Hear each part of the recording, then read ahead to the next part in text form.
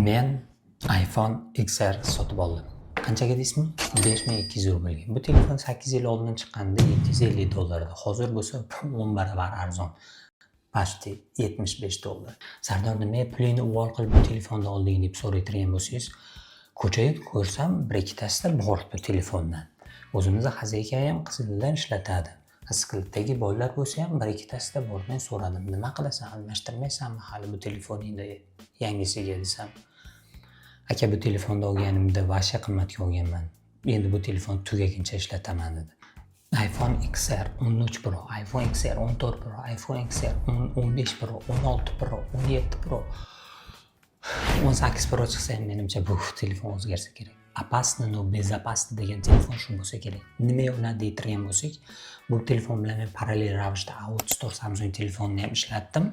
Outstore'ga qaraganimda telefonni yarqiligidan maza qilaman, no ko'zim bilan boshim og'rishni boshlaydi to'g'risi. Bunga qaraytirgan bo'lsam, ko'zim dam oladi, no xafa bo'ladi. Cho'lkaga chidash mumkin. Xo'p, bu muammo emas, hammasida bor. Bu ramka katta, o'ta katta. Telefonning yoshini bildirayotgan narsa faqat shu, menimcha ramkasi bo'lsa kerak. O'zidan ham katta ramkasi. Eng asosiysidan boshlaydigan bo'lsak, dizayn. Qo'limda turgan telefon 8 yillik telefon bo'lishiga qaramasdan minimalniy ko'rinishga ega, ya'ni bitta kameraga ega. Hozir ham yomon emas dizayn. Orqa qismi shisha, yonlari alyumin. Bu yil chiqqan iPhone 17 ham alyumindan emasmidi mabodo? Menga qolsa hozir ham stilli ko'rinishga ega, ko'rinishi yomon emas. Dizayn haqida gaplashganimizda bu gapni aytib o'tib ketmasam bo'lmaydi. Chunki nimaga? Mana bu avvalgi ramkalar qo'lingizga yotadi. To'rtburchak ramkalar bo'lsa qo'lingizga botadi. Knopkalar haqida gaplashadigan bo'lsak, knopkalar o'ng qo'lda ishlatasizmi, chap qo'lda ishlatasizmi? Hamma ikkala qo'l uchun ham udobli. Xullas, bir qo'lli telefon. Menga SMS yozganimda ham yoki qulplab gромкость ko'targanimda ham umuman muammo bo'lmadi. Chunki bir qo'lda bemalol ishlatsangiz bo'laveradi. Faqat o'zingizning orqa qismida silvolligini hisobga olmagan. Ekran haqida gaplashadigan bo'lsak, 6.1 dyumlik oltin standartli ekran. Oltin standart, tosh davridan qolgan 60 Hz bilan. Menga qiziq bo'lgan narsa, bundan oldingi X bilan XS'da bunaqa ramka emas edi. Nimaga bu telefonga keyin bunaqa katta ramka qo'ydi deytirgan bo'lsangiz, men tushuntirishga harakat qilaman. Bunda foydalanilgan displey IPS matritsa bo'lib, shtobi batareykani tejash uchun IPS matritsa qo'yilgan. Yarqisi ko'chada yetarli. Yaxshilab 1-2 kundan beri men bir narsani his qilyapman. Telefon umuman qizigan yo'q. Вообще YouTube, TikTok, balo battar, Telegram, paqutas. To'g'ri boshida narsalar sonovga qilishda ozgina qizgandek bo'ldi, keyin вообще qizigan yo'q. Sovqotganini sezdim, lekin tashqariga chiqqanda qot qolish boshladi. Ves haqida gaplashadigan bo'lsak, agar siz Pro Max modellardan o'tadigan bo'lsangiz, bu telefon sizga o'ta yengil bo'lib ko'rinadi. O'sha payt nimaga og'ir tuyulgan, hayronman to'g'risi. Vesdan keyin Face'ga o'tadigan bo'lsak, beatgaz, tez, qulay, ishonchli, ommabop, hamyonbop. Nimadan tashladim deydik. iOS sistemasiga o'tadigan bo'lsak, bu 18.7.2 versiya bilan ishlaydi. To'g'risi menga bu dizayn yoqadi. Nimaga desangiz, chunki 15 Pro da ham iOS 18 turibdi. Orqada qolib ketibsan, Sardor deytirgan bo'lsangiz, prosta men bu dizaynda hali oxiriga yetib ulgurganim yo'q. 26 bo'lsa bu boshqa tema. To'g'risi menga yoqmadi. Nikita aka, что-то интересное у тебя?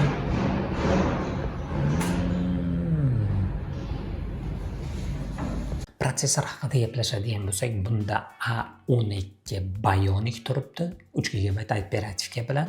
Birdaniga ko'p narsa talab qilib olsangiz, bir-birlaringni asabiylashtirishni boshlaysiz. Nimaga? Chunki u ham tormozlanishni boshlaydi, siz ham asabiylashishni boshlaysiz. Bundan qutulish uchun yengil programmalar Telegram, WhatsApp, TikTok, YouTube, Instagram va hokazolarda ishlatsangiz bemalol yaraveradi. Agar ozgina gazini bosadigan bo'lsangiz, telefon buksavat qilishni boshlaydi. Nimaga? Chunki bu telefonda ekrani 60 Hz, shuni hisobiga ham telefon ozgina susroq ishlaydi. Xullas, maktab bolalari bilan katta bolalarga bo'laveradi. Kamera haqida ozroq gaplashamiz. Nimaga? Chunki u atiga o'zi bitta kamera bor. Xo'p, yaxshilar. Kunduzi syomka qilamiz. 4K 60 FPS. Yurgan holatda stabilizatsiyani ko'rishlaring mumkin. To'xtab turibmiz.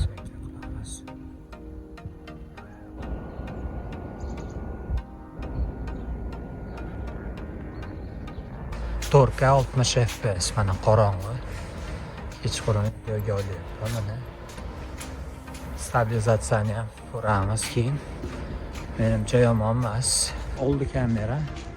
4K yo'q ekan, HD bor ekan, HD 60 fps. Qanday syomka qilyapti ko'rishlaring mumkin mana. Yaxshilar. Tomog'im o'rib qoldi. Sovuqda yuribdi-ku. Quyosh yo'q joyda olyapman. Mana kassani ko'rishlaring mumkin. Lekin bizda sovuq hali ham. Satsa bor menimcha. Chiroyli quyoshga chiqdik mana. Portret rejim bor, faqat Series Soft bilan ishlaydi. Kino effekt yo'q. Kino effekt qizig'ini keyin chiqqanda 4K 60 fps bor. Selfie kamerada HD 60 kadr bor. Yakkaxon kameramiz yoshiga nisbatan yomon syomka qilmaydi. Bemalol syomkalarni ko'rsangiz bo'laveradi.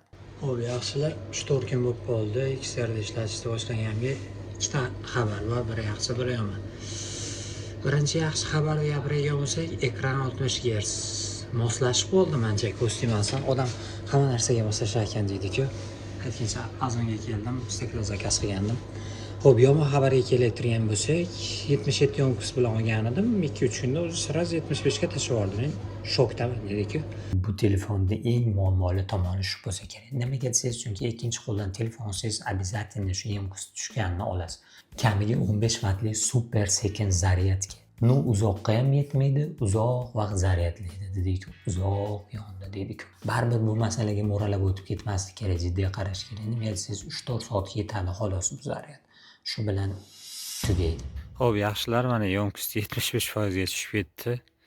Xo'p, mana bugun ertalab olganman, последний zaryadka 90%. Ertalab olganman.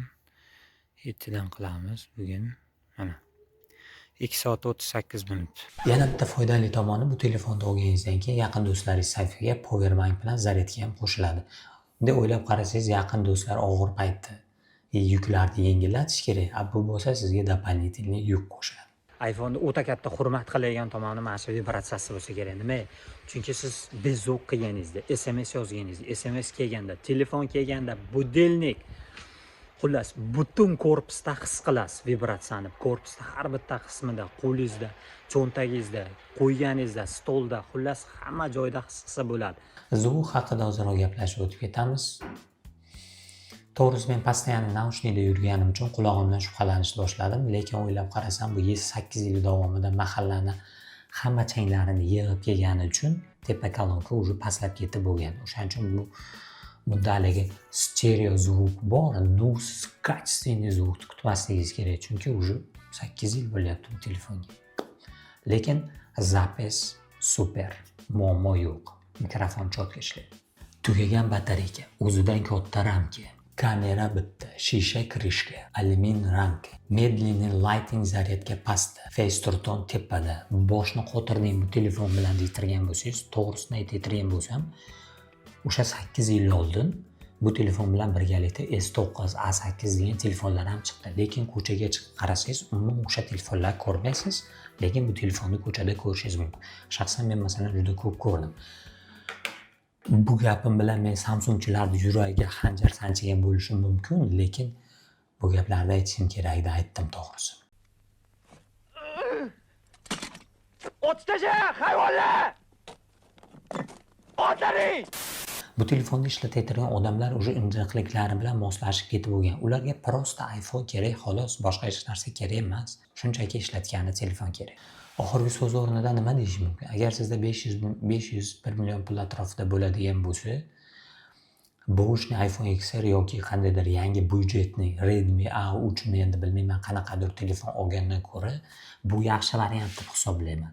Chunki baribir o'sha kerakli ishlarni qilib beraveradi, faqat shu zaryadnik bilan, powerbank bilan yaqin dugona bo'lib olasiz, bo'ldi, muammo qolmaydi sizda. Agar ozgina pulingiz ko'proq bo'ladigan bo'lsa, jinni daplata qilib turib iloji bo'lsa iPhone 11 olish kerak. Nimaga? Chunki u iOS 26 ni qo'llab-quvvatlaydi. Bu bo'lsa iOS 18 da qolib ketgan. Albatta bu meni subyektiv fikrim. Oxirgi qarorda sizga qoldi. Xullas, sizlar bilan Sardor bo'ldi. Texno kanaldasiz. Sog' bo'lasiz.